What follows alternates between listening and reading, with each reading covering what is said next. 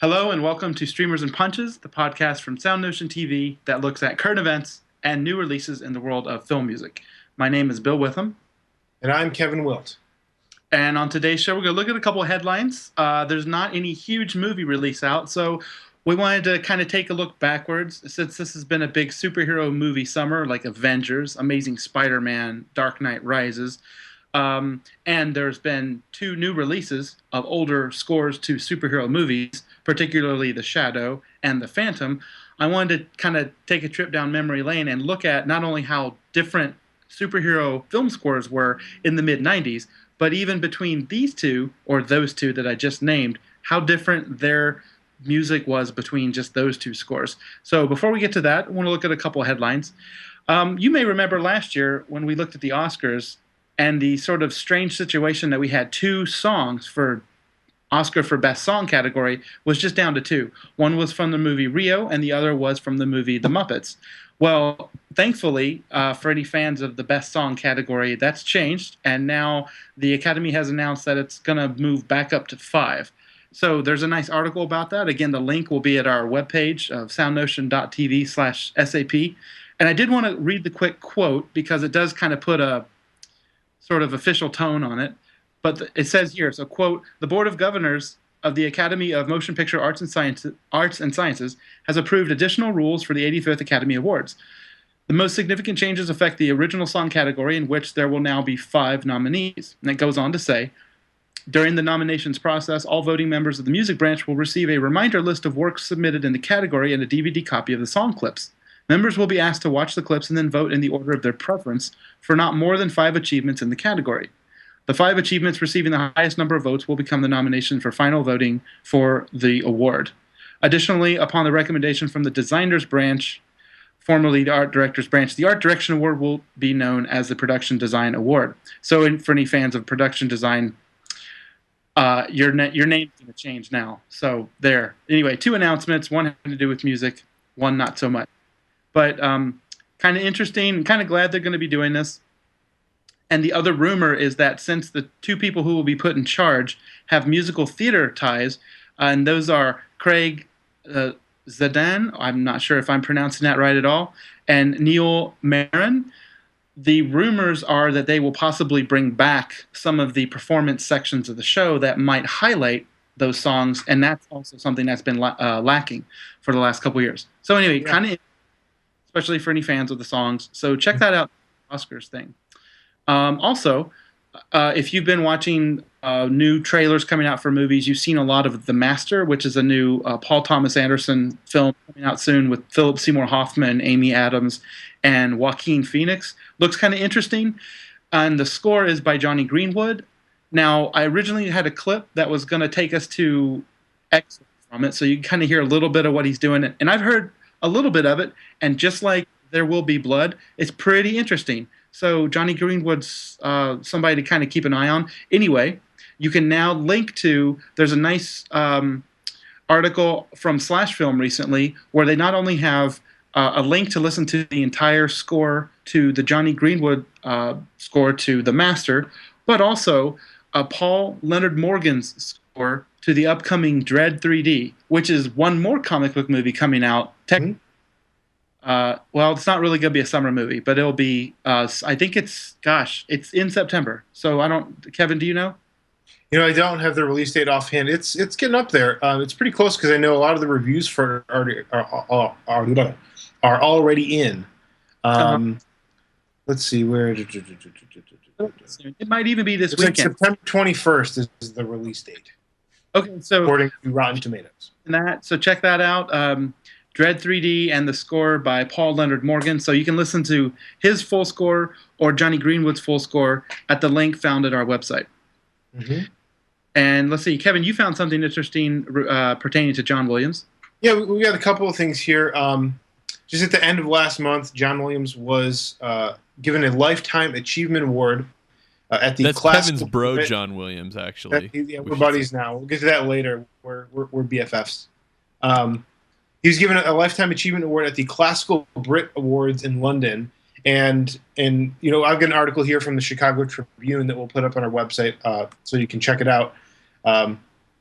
as kind of part of this Lifetime Achievement Award, he was unofficially named an official Brit, which is kind of funny because a lot of John Williams' music, of course, is heavily influenced by English composers, and it all, especially Warhorse, things like that, has a very British tone to it.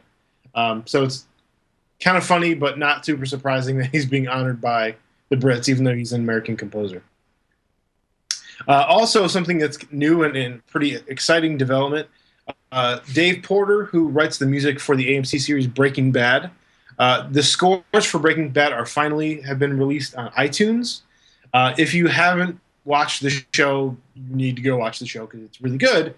And people talk about how great the acting is for that show, and it is top notch. But the music it is very interesting, very different, and it adds a lot to the darkness and the kind of surreal aspects of the show. So it's nice to see that music is now easily available to get a hold of, anyways, on iTunes. So you can check that out. We'll have a link for that on our website as well. Cool. Yeah. Also, I always like to mention the CD releases, and I think we teased or we mentioned a little bit about this last time, but you can find the video about La La Land's Star Trek Original Series release. It's huge box set. Yeah, 15 CDs. Kevin, how much does that set you back? It's $224.98. So if you got $225 burning a hole in your pocket, you can go buy this 15-disc box set of every single piece of music recorded for the original series, remastered, sounding all pretty and everything. It's $224 and really one more dollar. But anyway. Right. $225. That's a lot of money. But if you really, really like that original series and the really, I don't want to say over the top, but the very, very present music from that series, then this is probably something you have to have. I'm probably not going to buy it myself, but nonetheless.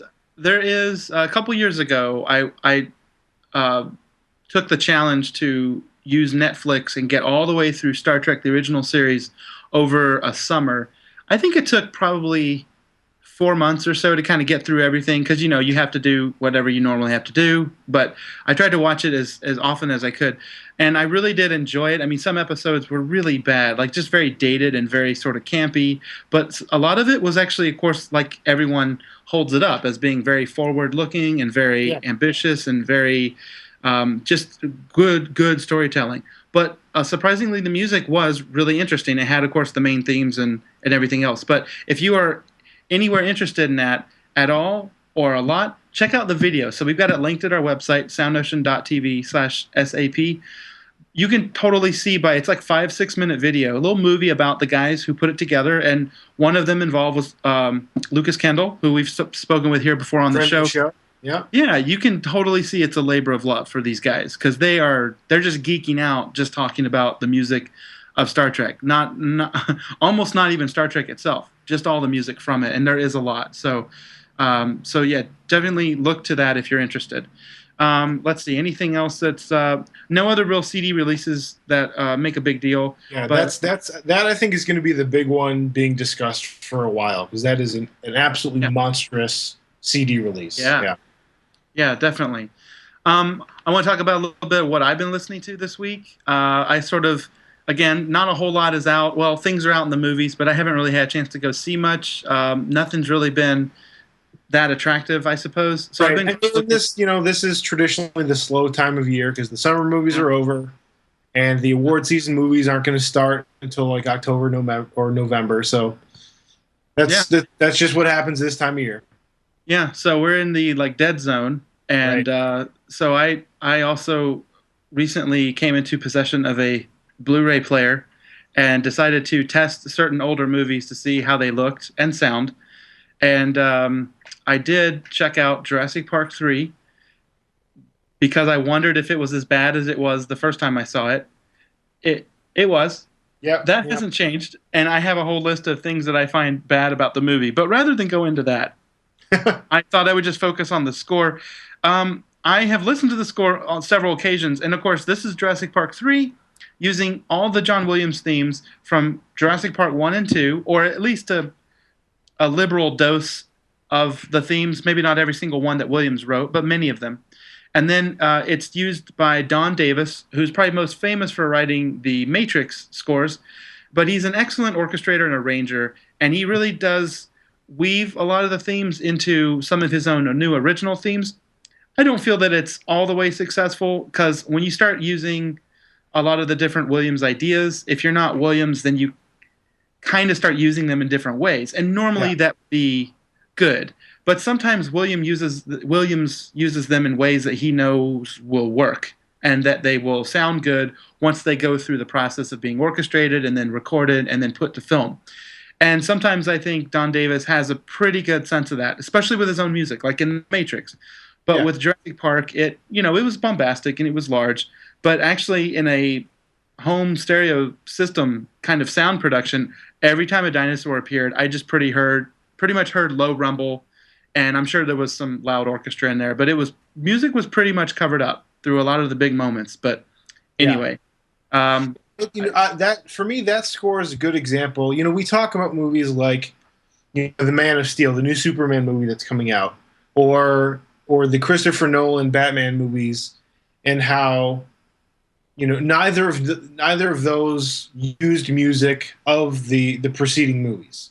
There was none of the Danny Elfman or Elliot Goldenthal Batman music in Christopher Nolan's films. There's not going to be any of the John Williams Superman music in Man of Steel. And there's a certain, not just us, but with other people, there's a certain amount of grumbling when that kind of thing happens. Why aren't you using the John Williams music or the Danny Elfman music or whatever? Yeah. But to me, Jurassic Park 3 and then Superman Returns, the John Ottman score, I think those are both good examples of scores that do borrow music from the previous composer, and it doesn't work out very well. For me, neither of those scores, they both borrow heavily. In the case of both of those films, they're borrowing music from John Williams.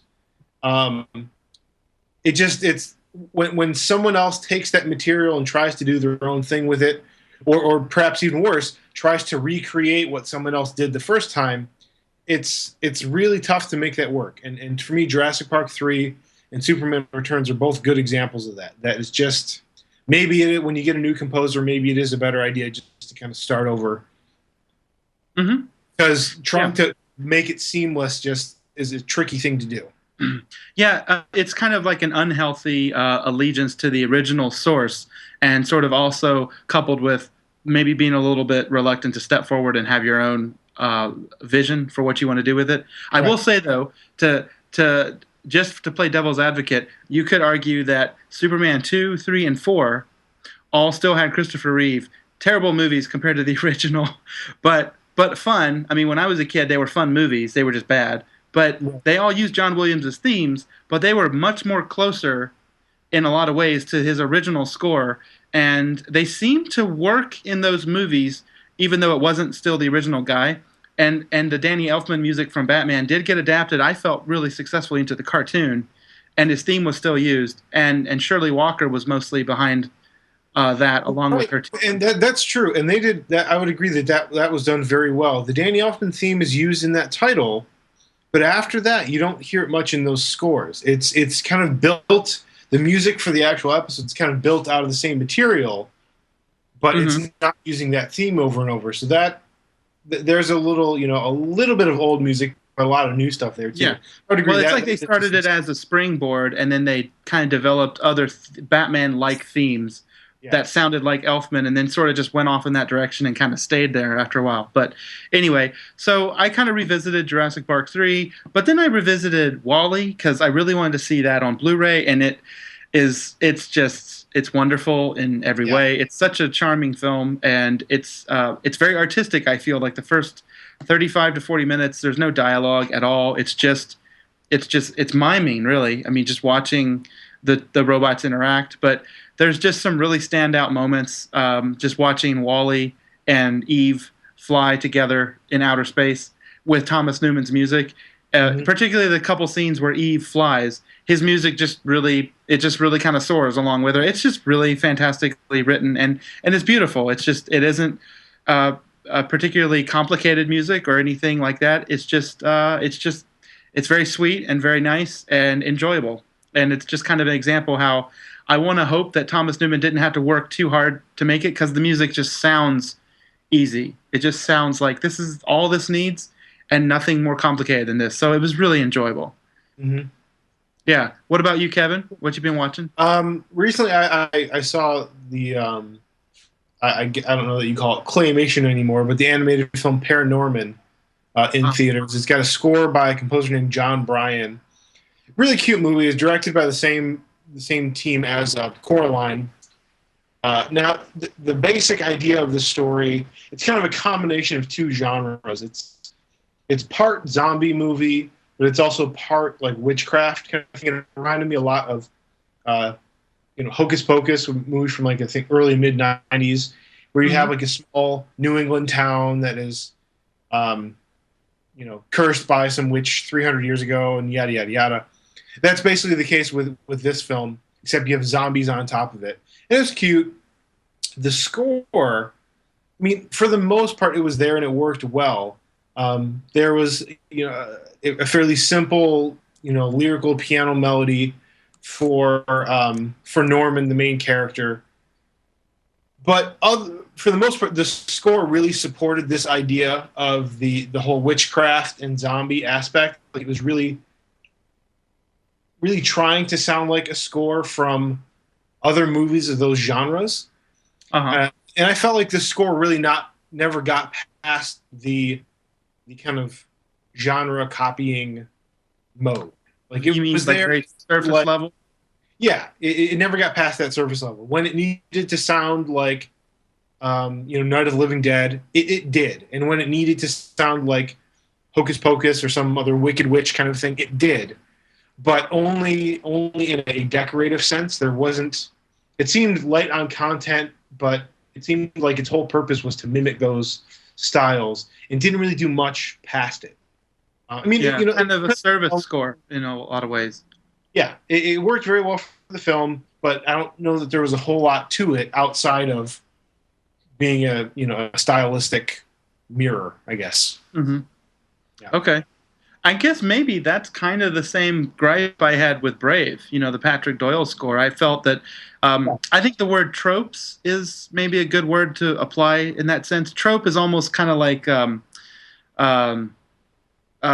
cliche or archetype, I guess, where it's like, well, it meets that criteria in order to instantly convince us of setting and time and location, character and mood.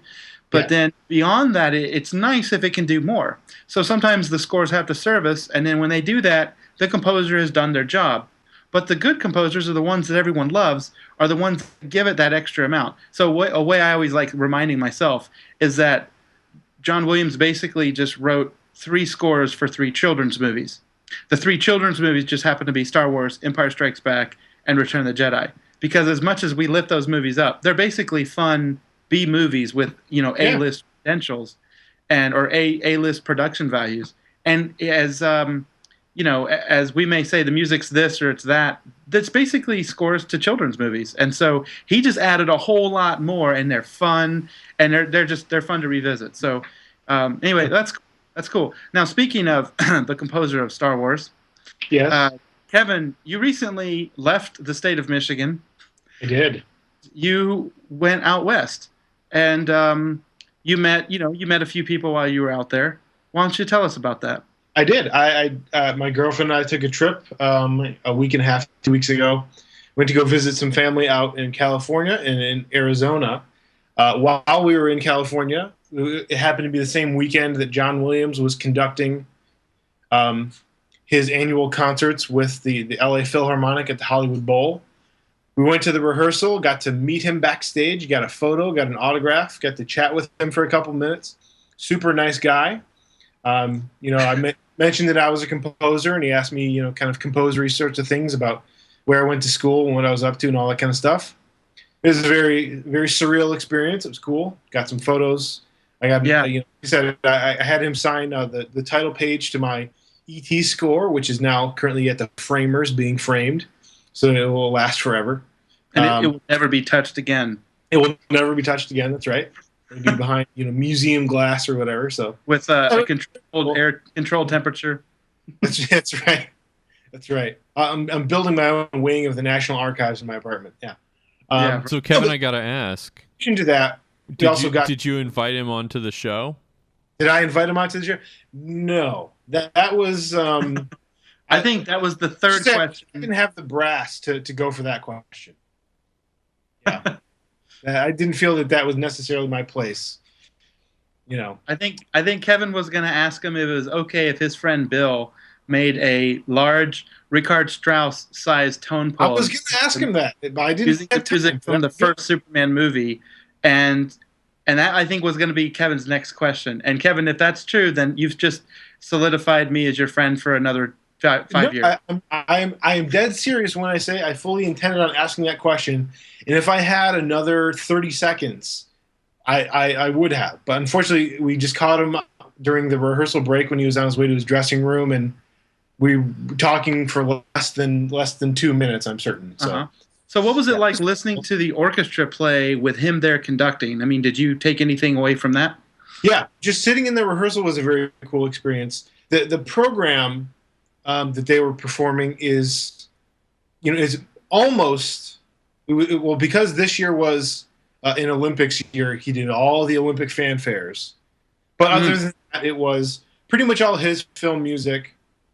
But he did a little bit from like some of the suites he arranged from Fiddler on the Roof, some things like that.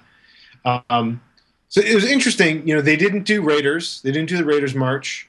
They did. I guess they did the Star Wars fanfare as an encore, but they didn't even bother rehearsing it because that orchestra's played it so much.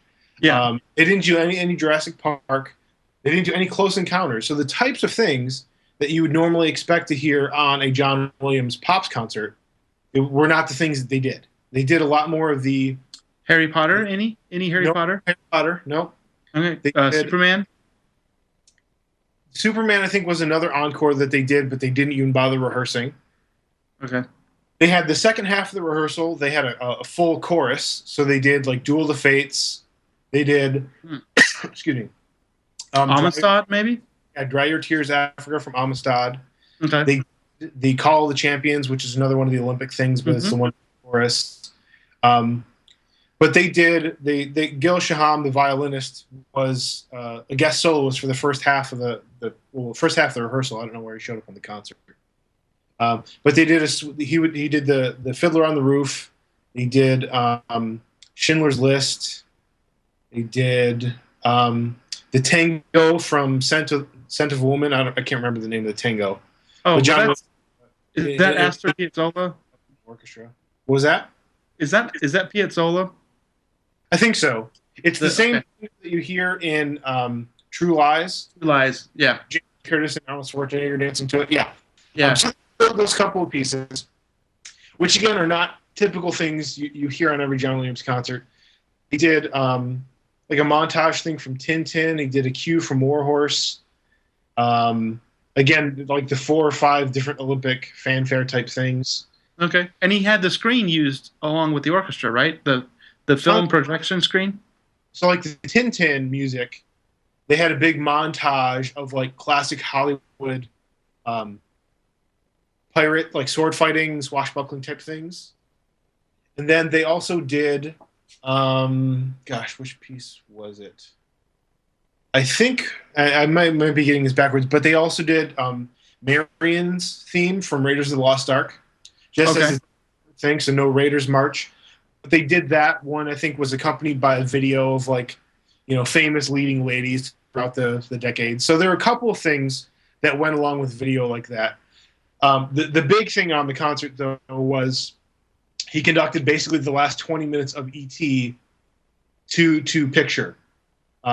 So the famous bicycle chase and all that kind of stuff, even going, if you know the end of that film when they steal the ambulance truck kind of thing, it's from there to the end of the film. So it's like 22 minutes of stuff.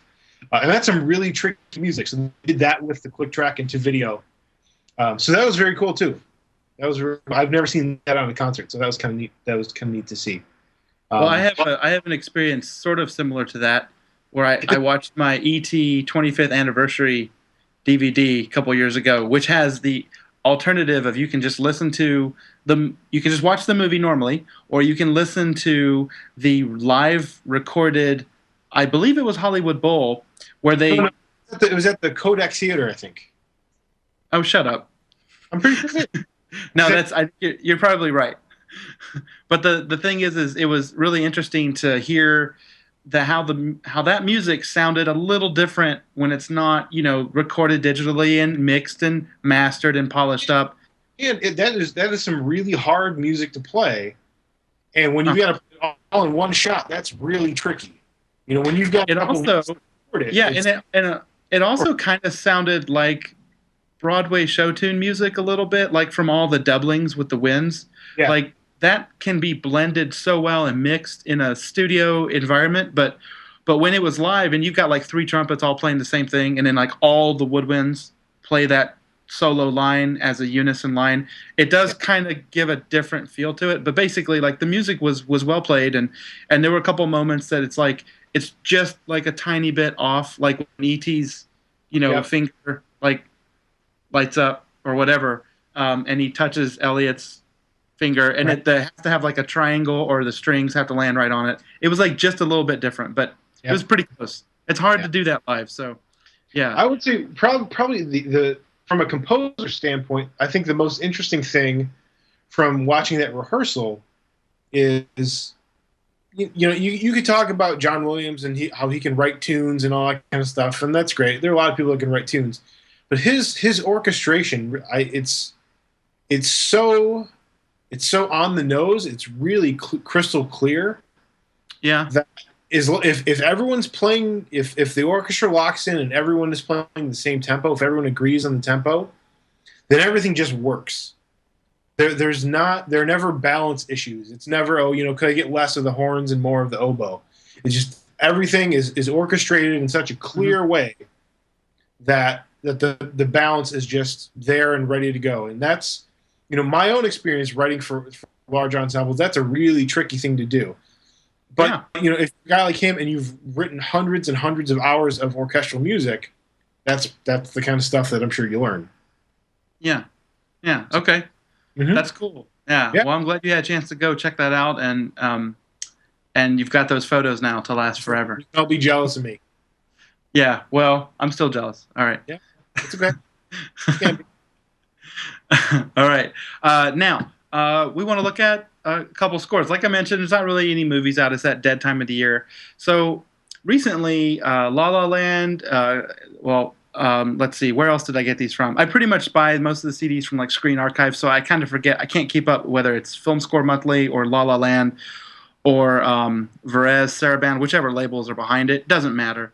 But Bill is just so busy just dumping out the money for these CDs. He can't even keep track where he buys them from. Just money bags here. Yeah, right. At $20 a pop or whatever. Yeah. But The Shadow recently came out as a 2 CD version, and like a lot of recent releases, it expands it so that you get the entire score, and then you also get the original score that came out like 15 years ago, but that's on CD too. But in between, you get like alternate takes, and you get a little bit of extra music or source cues if they were there. So it's kind of cool, and that was 2 CD. And then the Phantom was just a single CD. So it's kind of interesting. Well, one thing I noticed was that the themes, although both superheroes kind of took place in, say, 1930s, 1940s, very sort of period, very sort of has that, through hindsight, the era looks way more lush and romantic maybe than for those that lived it. A very romantic, very almost like a fantasy. Well, both movies have that. Of course, the Phantom is set partially in the jungle and then partially in New York City. And it's ironic that the Shadow begins in Tibet and then also moves to New York City. So that was kind of interesting. Although the Phantom, he goes back to his jungle after staying in New York City for a while. But I have to say, for the movies, they both don't hold up that well. There's some issues here and there, but there's definitely some things that are uneven about them. And really, to kind of sum up the movies at the end, the Phantom kind of really just kind of felt like a movie for real young ones. I mean, it's PG rated, and there's nothing wrong with that. I think I was maybe anticipating a little more charm, maybe a little more of a tiny bit more of an edge, or maybe just a little more bite, a little more spice, perhaps. Although Catherine Zeta-Jones is in it, and that is nice. That's some And spice. That's some spice for you. you guys both said that at the same time, but yeah, so that was nice. And you could see she's every bit as scene stealing in that scene stealing in that movie as she is later in the Zorro movie. But she just got a bigger role in Zorro, which is why she got known for that. Christy Swanson's pretty good, and Billy Zane plays the main hero in The Phantom. The problem, though, is that he's clearly having a really fun time, and he may be the only one. But He may be, yeah. is having a lot of fun, too. And David Newman wrote some great music. I think in the end, it might kind of lean a little towards the generic side, although he did do some things that that kind of made sure that it would have a little bit of memorable quality to it. So, for example, he hired the same players that normally play all the panpipe and do shakuhachi, which is a Japanese flute, and just sort of regular ethnic flute that James Horner would use in like all of his scores, like Braveheart and Legends of the Fall and Willow and all those great Horner scores. Well, David Newman hired the same couple guys to kind of create that that sort of we're in the wild or we're in the jungle kind of sound. But what I wanted to start off with is play just this is an excerpt that just presents the main theme to The Phantom, and just what I want you to notice is just it's very rhythmic and very active. So it's really portrays very well. Like here's the hero kind of jumping into battle, and he's going to save what damsel in distress or the child who's in harm's way, which both happen in the course of the movie. But it's very active and very rhythmic and very heroic. And then we'll contrast it with The Shadow in just a moment. So here it is. Here's the main theme to The Phantom by David Newman.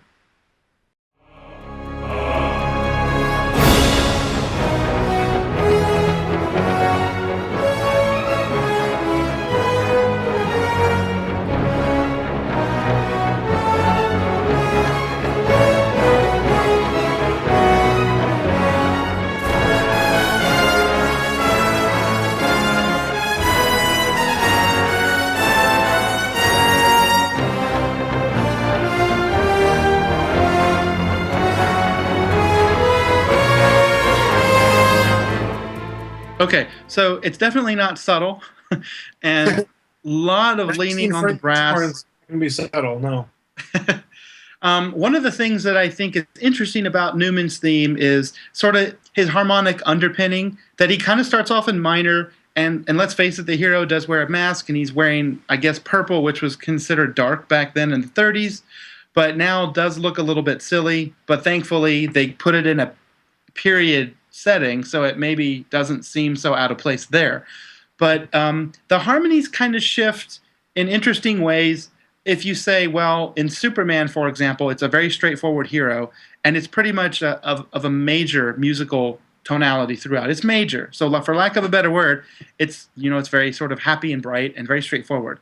And the way Newman kind of mixes minor to evoke it's dark, but then other harmonies he'll switch over and have them be major. And so it kind of gets the heroic, bright quality mixed in. And so it does kind of fluctuate back and forth, which sounds interesting. And then, of course, in the excerpt I played, when the trumpets come over top of it, they're kind of playing like a version of the melody.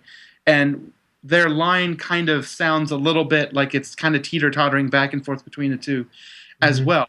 But one thing is that you can clearly hear this is not like the Raiders March where you have, bum, ba-dum, bum. You have like a long note, bum, ba-dum, and then another long note. And you have like these little statements with a kind of a pause written in or a long sustain. It's kind of like letting you hear each one and process each one.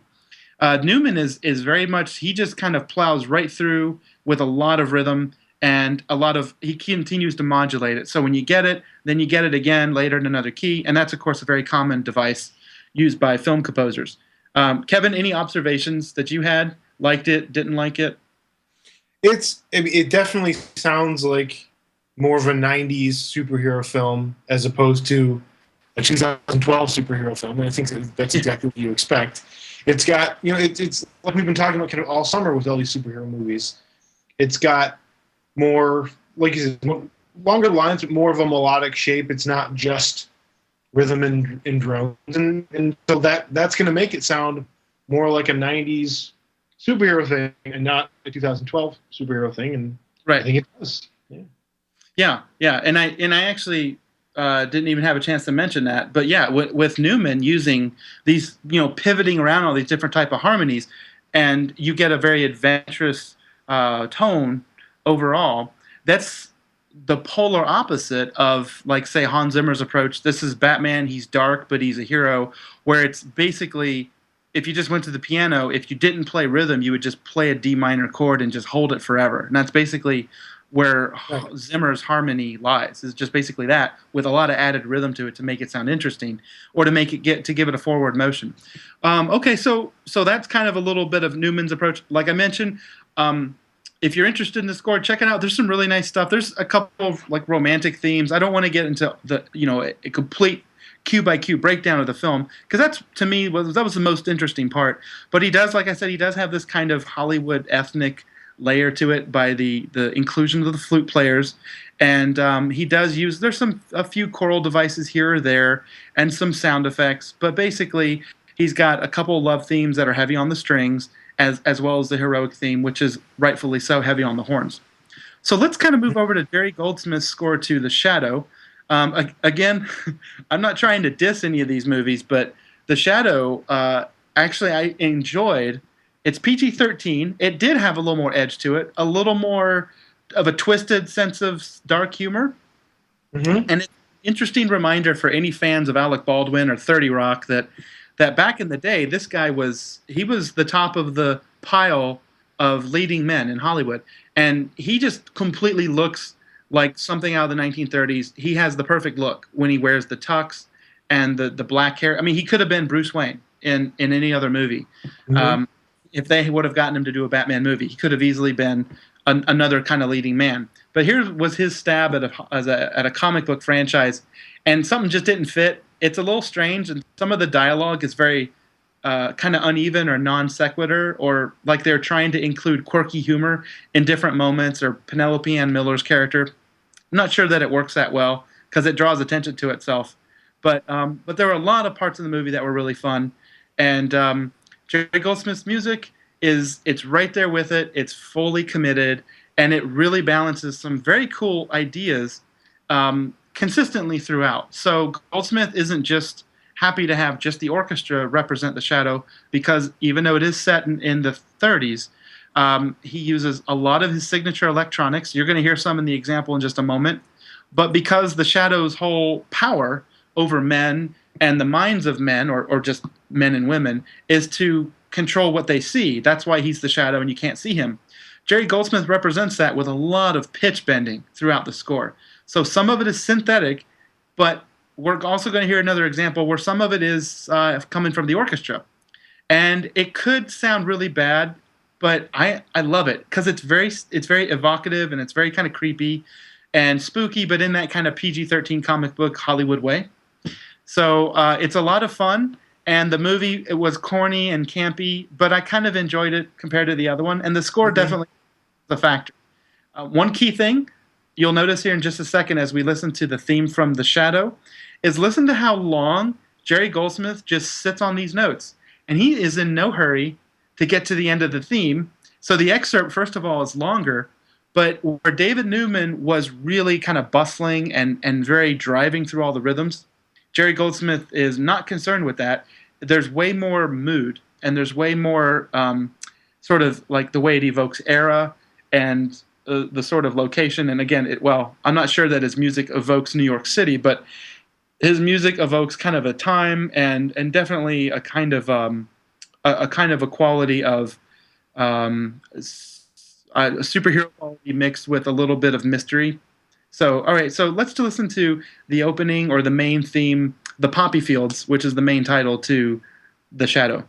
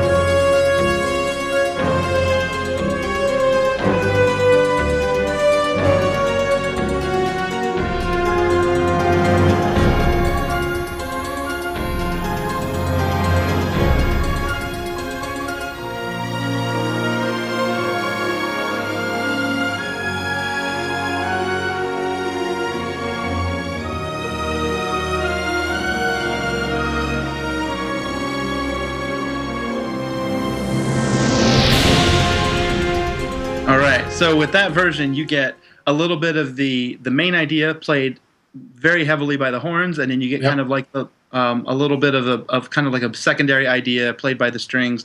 That's very textbook device. Change the orchestration, obviously, and change the mood, but very long. Very sustained throughout, and again, not rushed. Very sure of itself, and it kind of goes along with the character because there is a couple really good reveals in the movie, and they're every bit as cool, I thought, as stuff in Tim Burton's Batman. But Tim Burton's Batman was just way more solid throughout. But this movie clearly was made with the idea that we can make money off of another superhero that, in this case, inspired the creation of Batman, who is a dark character who comes out at night and who is mysterious and who scares the crap out of his victims. But Kevin, are you familiar with the score to The Shadow? Not a ton. I have seen the movie before, but it was a long time ago. Yeah. Did you ever remember? It's got similar big bombastic superhero kind of thing. Although we do get some of that 80s and 90s Jerry Goldsmith synthy kind of stuff in the background, which I think maybe more so than any other aspect really dates that score too. I mean, even nowadays you could take that super doubled horn theme and make it work in a movie from 2012. That tinkly synth kind of stuff you're not getting away with anymore. It sounds really 80s and really 90s, Yeah, it definitely has. Yeah, it's got a unique quality to it for sure. It's almost kind of like a synthesizer continuo line, like almost like a Baroque idea, but on more of a 80s or 90s electronic. Right, and it's even got that kind of plucky harpsichord sort of quality to it too. Yeah. Something to keep in mind, Bill, with both of these films. Here we're talking about movies. They're both early 90s, mid 90s, something in that neighborhood.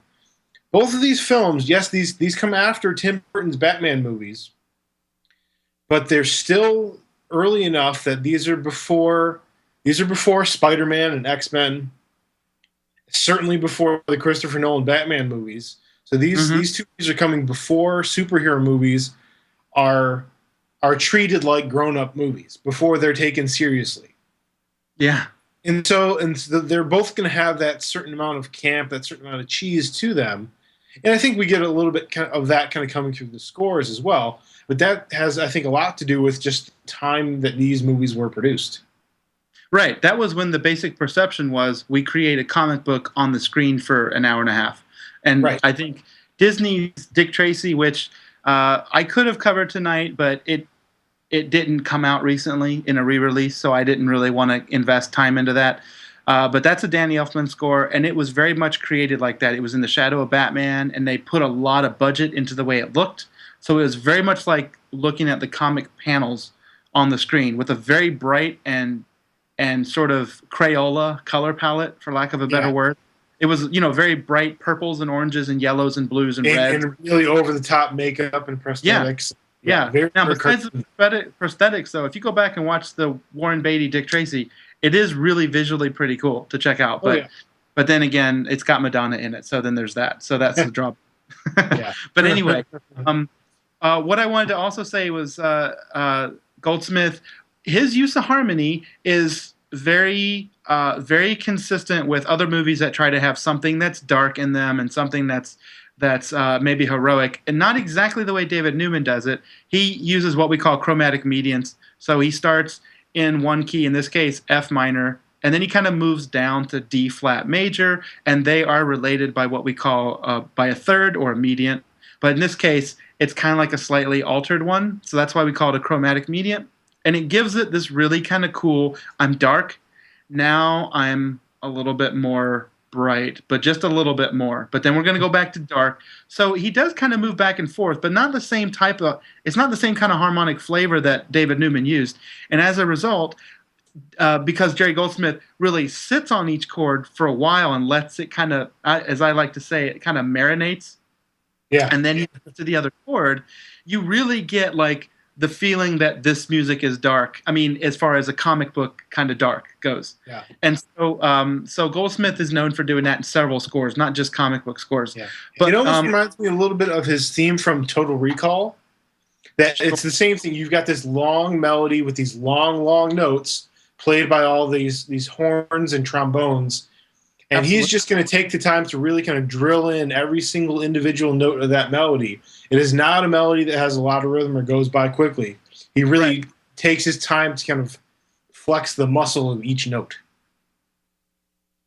Also, what I wanted to say is there are several different ideas that Goldsmith has throughout the score. He's got music for the love interest played, as I mentioned, by Penelope Ann Miller, but also he's got kind of this like minor chorale or minor. It's almost kind of like a hymn-like texture, mostly played in the brass, and it's presented several times, usually very subdued.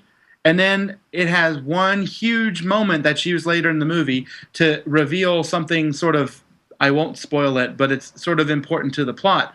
But I thought it was just one of the coolest uses because it combines this minor hymn-like idea that sort of represents a little bit of the mysticism around Tibet and around the ability to control people's minds. Mm-hmm. So there's that element played out by this minor chord progression. But he blends it with the pitch bending played by the horns.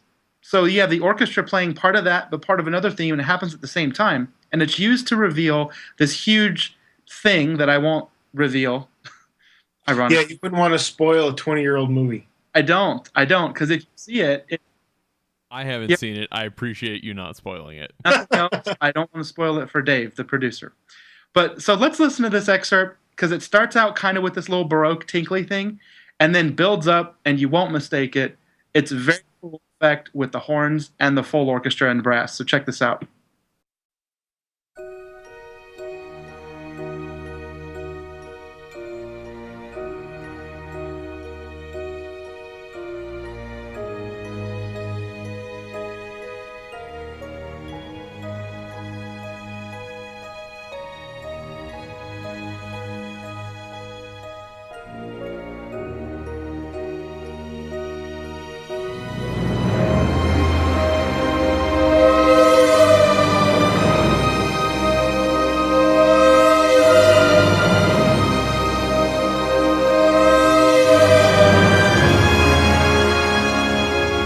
As lots of things in the 90s did, anytime something large was presented, you just had to slap a big major chord on that no matter what. Oh, yeah. So there are scenes in The Matrix and a very similar scene in Star Trek First Contact, which is also scored by Goldsmith and his son, that do the exact same thing where they show you a huge view, and even though the thing itself is very dark and ominous looking, they represent the epicness of it with a big major chord, right. Which it's like a musical spotlight. It's like, here, take a look at this. And a major chord. It's a musical billboard. Yeah. Yeah. So anyway, I kind of enjoyed kind of revisiting those two scores and those two movies. If I had to go with one, I would say if you're in a mood for something campy, check out The Shadow. And if you've got young ones and you'd like to show them a superhero movie that's not made by Christopher Nolan, and show them The Phantom, and they'll have a good time. So that takes care of that. Kevin, any other closing thoughts about the difference in the two, particularly compared to today's trends? I mean, I'm kind of surprised. Just in those examples I heard, they didn't sound quite as dated as I sort of remembered them being or expected them to sound. There is still a lot of the long note melody and ostinato kind of thing that you get in scores today. But here, you get much more of that kind of natural acoustic orchestral sound, as opposed to nowadays superhero scores. It's going to be that very heavily processed, synthesized kind of orchestral sound. But they're not as different as I kind of expected them to be when comparing them to, The Dark Knight Rises or The Avengers or Thor or something like that. Yeah. Okay. And I just want to point out very quick, I want to retract a statement as my producer was informing me, music theory wise, when I said that it was a chromatic median, if it were F major moving down to D flat major, that's what that would be, because you have to change the notes in order to get both of those harmonies to go side by side. That's where the word chromatic comes from. But if you just move totally would have failed sophomore theory with that, Bill. Come on. Yeah. Yeah, I got excited and I forgot if it's F minor and it moves down to D flat major, then it's just a regular third relation. Because all those notes already belong in the same key of F minor. So there you go. If for any theory people listening, my bad. There's my correction. Okay. So that will do it for this week's episode of Streamers and Punches. You can listen to us on soundnotion.tv/SAP, where you can subscribe to our show, leave comments, and find links to the music we spoke about. You can subscribe to the show through iTunes. My name is Bill Witham. And I'm Kevin Wilt, personal friend of John Williams.